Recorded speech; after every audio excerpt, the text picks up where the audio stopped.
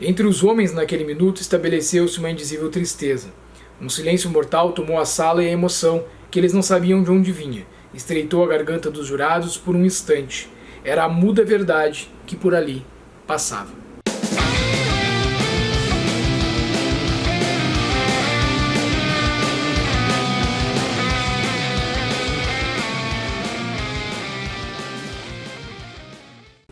A Besta Humana, de Émile Zola, é o livro que eu vou te comentar hoje aqui no Sujeito Literário, leitura recém-concluída, uma obra para marcar realmente quem lê e ficar produzindo sentido por muito tempo aqui.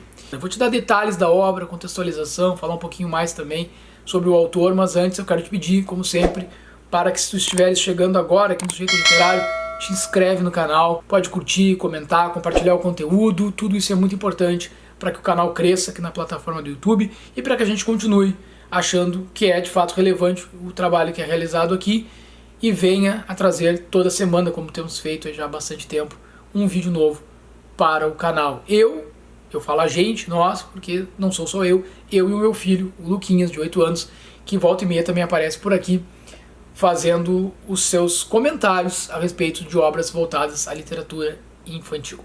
Bom, hoje nós vamos falar aqui de Émile Zola, vamos falar da Besta Humana, que eu li nessa edição da Clássicos Zahar, que acho que está esgotada, vocês podem me dizer aí se estiver ou não. Eu, das pesquisas que tinha feito mais recentemente, não tinha encontrado esse livro. É uma edição comentada, ilustrada, capa dura.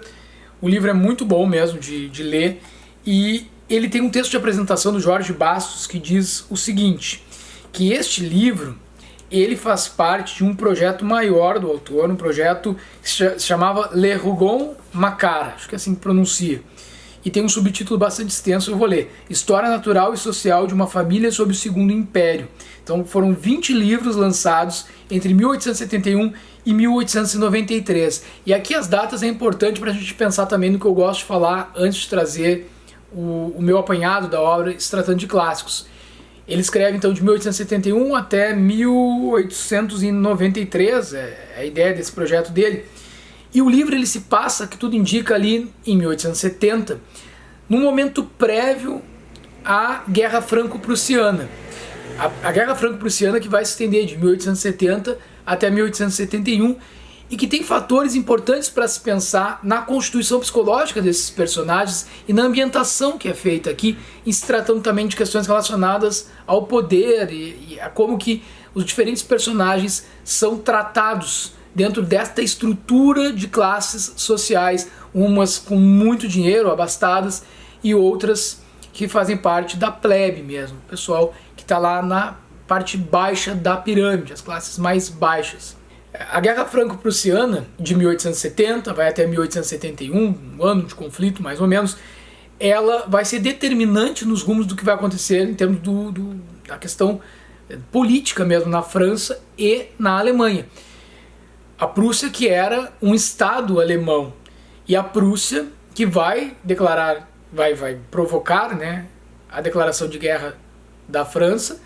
Isso vai gerar um conflito que vai ser decisivo tanto para que a França abandone a monarquia, cai Napoleão III, e tem acontecimentos também que vão ser decisivos na própria estrutura do que veio a ser o Império Alemão e posteriormente a República da Alemanha, porque vai até 1918, se não estou enganado, então de 1870, 71 até 1918, essa estrutura a partir da Guerra Franco-Prussiana que modifica as relações na unificação alemã, na formatação do Império Alemão, que vai ser a base dessa Alemanha moderna que nós conhecemos hoje, com alguns territórios a mais ali, em 1918 já com o advento da República na Alemanha também, mais para frente.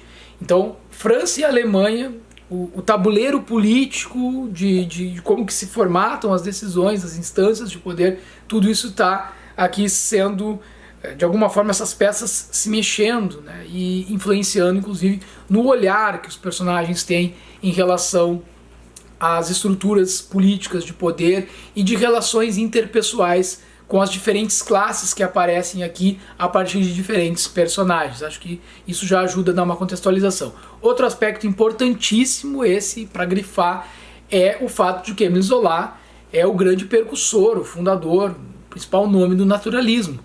E o naturalismo tem questões muito interessantes, eu gosto muito de ler essas obras, porque ele de alguma forma extravasa o realismo e vai trabalhar com alguns elementos, algumas características importantes. Por exemplo, as obras meio que tentavam, aqui se faz isso também, ser quase como que teses científicas. Então, comprovar algo o que aqui no caso? Sobre a natureza humana, a tendência humana para o mal, a depender de aspectos, como por exemplo o meio em que as pessoas vivem. Então o homem como resultado do seu próprio meio, relacionado a essa questão do naturalismo. Outra situação, o evolucionismo, aspectos biológicos, aspectos da natureza, do instinto humano, lá dos primórdios, que se manifestariam no homem moderno. Então isso também uma marca do naturalismo que aparece ao longo de toda essa obra. Aspectos do próprio positivismo. A ciência é muito importante para se pensar aqui em como que vai se constituindo esse aspecto da formatação psicológica desses personagens. Então tudo isso a gente tem o grande nome do naturalismo trazendo à tona essas questões para se pensar a maldade humana, a perversão e aí, sobretudo aqui também nessa obra, questões relacionadas ao aspecto do desejo sexual e da atividade sexual mesmo. Como que estas questões relacionadas ao que seria algo do âmbito perverso, né, de como que o homem pode ser alguém que, pelo seu instinto, pelo seu desejo, é capaz das maiores atrocidades e de desconsiderar toda e qualquer situação que a gente poderia entender que há de fato uma humanidade se manifestando ali. Ele se transformaria em uma besta. Então a besta humana, ela pode estar se manifestando aqui em diferentes personagens, em diferentes momentos, de diferentes formas, a se pensar todas essas relações. Por exemplo, no naturalismo, começa a se falar, a se mostrar essa sujeira, essa podridão mesmo do ser humano, trazendo na relação sexual questões relacionadas, por exemplo, ao incesto, à pedofilia. Aqui também, quando se fala de perversão social, saindo do âmbito do sexo, se vai para uma questão também do poder, do ascender socialmente, o dinheiro, o individualismo. Essa coisa de passar por cima de qualquer um em busca do progresso, do futuro, como uma locomotiva. A máquina a vapor, então o progresso vem e ele vai arrastar tudo que tiver pela frente. Não importa quem estiver pela frente, vai ser liquidado, atropelado, se necessário for, para que se atinja os seus objetivos, para que as pessoas atinjam os seus objetivos, por mais sórdidos que possam ser. Então isso aqui é um pano de fundo fundamental para compreender a obra, e eu acho que foi relevante eu te comentar inicialmente. Mas a história em si, a partir destes preceitos todos, a gente tem uma figura muito importante, obviamente, que é Jacques Lantier, que é o maquinista da Liaison, esta locomotiva que para nós aqui interessa principalmente o percurso que ele faz entre Paris e Le Havre. Então ele vai passar nesse trajeto muito do seu dia a dia, da sua vida profissional, o Jacques Lantier. E a gente vai pensar nesse personagem. Quem é essa figura? E vai nos ser colocado aqui, situado ele desde menino, alguém que não teve a criação do pai e da mãe, ficou órfão muito cedo, foi criado por uma tia. Essa tia, mãe de duas meninas, Luziette e Flore, cada uma com características muito diferentes entre elas. Luziette, uma menina mais sensível, mais meiga, mais frágil, e Flore, uma mulher que aqui inclusive é citado com traços físicos mais masculinos, com força às vezes que maior do que que outros homens, e elas vão ter um olhar também, um cuidado ou não com essa tia de Jacques Lantier, a sua mãe, de forma distinta. Essa mulher que vai se relacionar com outro homem, que não o pai dessas meninas no futuro, de nome Mizard. Todos esses personagens, em sua grande maioria, eles ocupavam postos chaves dentro da estação de trem.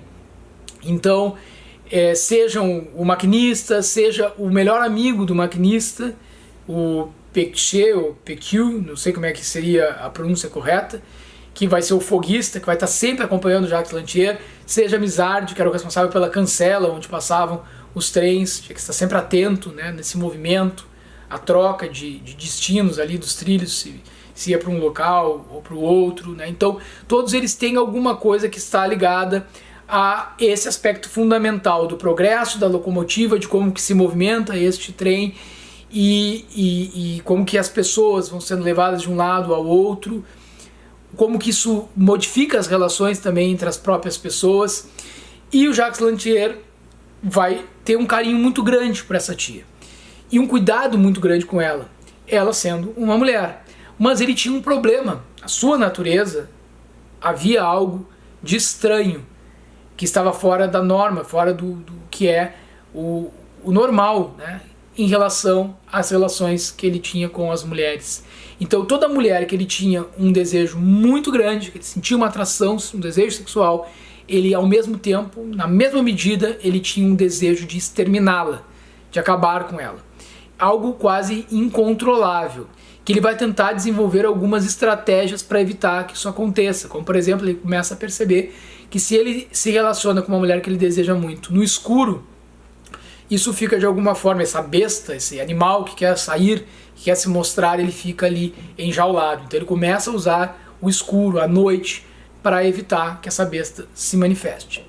Vai acontecer muita coisa nessa relação entre Mizard e a sua tia, o companheiro da tia, que o Jacques vai ficar sabendo desde o início, vai gerar algumas suspeitas que há algo de estranho acontecendo nessa relação entre este casal.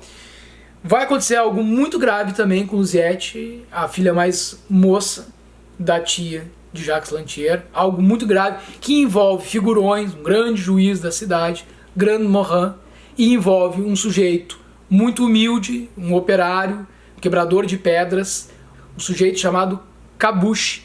Esse sujeito vai entrar uma dúvida aqui entre um cara da alta sociedade, um sujeito que vive como um selvagem, como responsável por um crime que acontece. Então todas essas relações que envolvem grandes figurões da sociedade e pessoas muito humildes, haverá uma palavra final da justiça. E que justiça é essa? Uma justiça para os ricos. Esse sujeito, Grand Morin, esse juiz, então ele vai ter um envolvimento com esta sobrinha da tia Fise, a tia de Jacques Lantier, e ele é alguém que paira sobre ele várias suspeitas de que ele se relacionaria com meninas muito jovens. E muitas vezes até mesmo contra a vontade dessas meninas muito jovens. E aí entra uma outra personagem que é fundamental na narrativa, Séverine, casada com Roubaud. Roubaud um sujeito que tem um casamento arranjado, ele que era o chefe da estação, tinha um cargo alto dentro da estação de trem, arranjado por Grand Morin. Grand Morin foi o tutor de Séverine por muito tempo.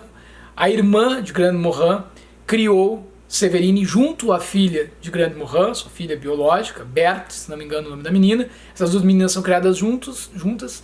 E Grand Morin tinha uma afeição, um carinho, tratava de forma muito especial esta menina, Séverine, que é com quem ele vai ficar de responsável, de tutor, porque ela, assim como Jacques Lantier, Séverine perdeu os pais muito jovem e acabou tendo que ficar aos cuidados da irmã de Grand Morin, que era esse sujeito que tinha esse olhar muito especial em relação a Séverine. Então esta relação fica também alguma coisa que se teria ou não, lendo a obra vocês vão descobrir, esta relação entre ele e ela, o que teria acontecido entre Grand Morin e Séverine, que vai gerar também muito um problema muito grave no casamento de Roubaud e Séverine. E a partir deste acontecimento, este casal, Roubaud e Séverine, vão acabar se aproximando de Jacques Lantier. E essa aproximação vai ser algo também decisivo aqui no transcorrer da trama, porque esse maquinista vai ficar envolvido numa amizade muito grande com eles, numa cumplicidade muito grande com eles, com esses diversos acontecimentos que vão surgindo em termos de situações que envolvem figuras da grande sociedade, de crimes que vão começando a aparecer, de pessoas que vão se tornando suspeitas. Então tem um suspense também por trás dessa história. A gente vai entendendo o que está acontecendo aos poucos, vai se revelando uma série de situações, como que os desejos se manifestam. Se Jacques Lantier, a gente já tem desde o início essa compreensão de que a besta humana nele se manifesta a partir desse desejo sexual pelas mulheres que se transforma em desejo de exterminá-las, em cada um desses personagens, seja no figurão Grande Morin, seja na jovem Severine, seja em Roubaud, seu marido, seja em Flor, a irmã de Luziette, que tem também uma relação de um amor muito grande, assim, uma afeição muito grande pelo Jacques Lantier, como que nela também se manifesta essa questão da besta humana, na própria tia Fize, que é a tia de Jacques Lantier, em Mizard, que é quem é o companheiro desta tia de Jacques Lantier, e, enfim, no juiz de instrução, que vai aparecer para julgar diferentes casos aqui de crimes que vão sucedendo. É uma obra que vai nos mostrar a besta humana em diferentes formas, em diferentes facetas, mas trazendo sempre presente dois aspectos que são basilares dessa obra aqui, que eu colocaria na balança para vocês. A questão da perversão sexual, do sexo, do desejo, do instinto, e a questão da ganância, da busca pelo poder desenfreado e a todo custo, do individualismo, de seguir um sonho de progresso, de futuro a todo custo, a todo vapor, e de como que as amizades, como que se constroem, se mantêm ou não se mantêm, como se formam estes elos, por exemplo, de amizade, que aqui a gente tem um caso muito marcante de amizade entre dois personagens, que seria o maquinista da Lison e o seu fiel companheiro ali, o foguista, Pécuchet, ou Pécu, que, enfim, aí fica pela pronúncia em francês, que não é o meu forte, mas esse sujeito, Pécu, que vai se aproximar muito de Jacques Lantier, vai ser o seu braço direito ali na Lison, né? Eles quase têm uma relação a três, né? De estarem sempre juntos, a locomotiva e estes outros dois personagens que acabam se tornando também confidentes e muito amigos, muito próximos. Como que essa amizade vai até o fim da obra, o que vai acontecendo, né? Então nós vamos pensar a questão do bom e do mal, né? O maniqueísmo, né? A natureza humana se manifestando a partir desse contexto evolucionista, biológico, dos diferentes personagens em diferentes meios. Enfim, estas relações todas aparecem aqui e nos mostram diferentes facetas da natureza humana, do ser humano, e de como que o meio interfere naquilo que vai sendo construído na essência de quem nós realmente somos. A Besta Humana, Émile Zola, é uma grande obra, é um livro que eu te indico com toda a certeza, com toda a minha força, e sabendo que vocês não se arrependerão de fazer essa leitura. Um grande abraço, até a próxima, tchau, tchau.